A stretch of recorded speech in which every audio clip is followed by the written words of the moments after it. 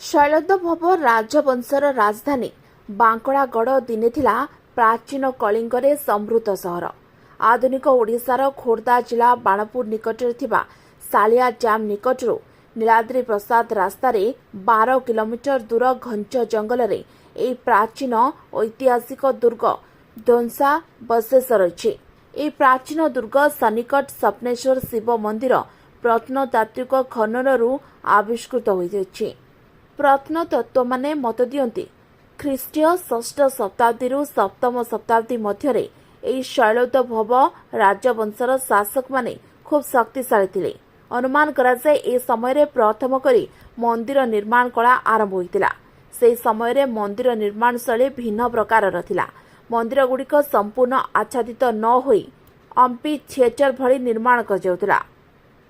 बांकड़ागढ़र मुख्य देवता बोधुए भगवान शिव थिले।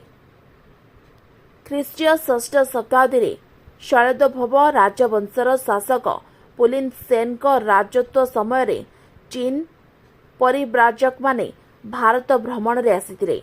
सेही समय बोधुए एठारे मंदिर कीर्तिराजीर निर्माण कराଯାଇथिबार अनुमान कराଯାଏ।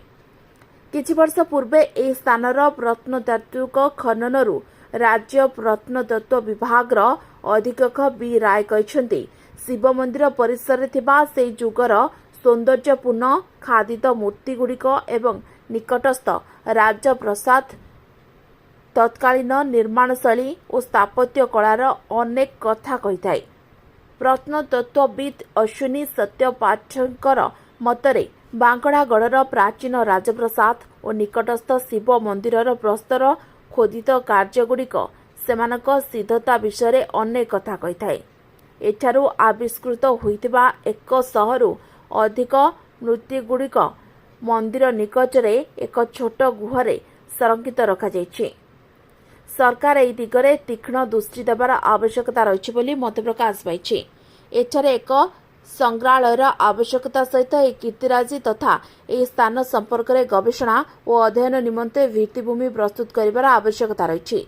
ए अंचल प्राय 1500 वर्ष तलर एक ऐतिहासिक कीर्तिराजी जहाँ लोकलोचनर आड़ुहाल रही प्राचीन ओडिशार गर्व गौरव और ऐतिह्य को आमे अवहेलित करी चलुवा मने हुए।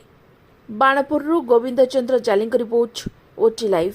अधिक खबर देखिया ओटी लाइव को सब्सक्राइब करंतु एवं ए खबर को अधिक शेयर करंतु।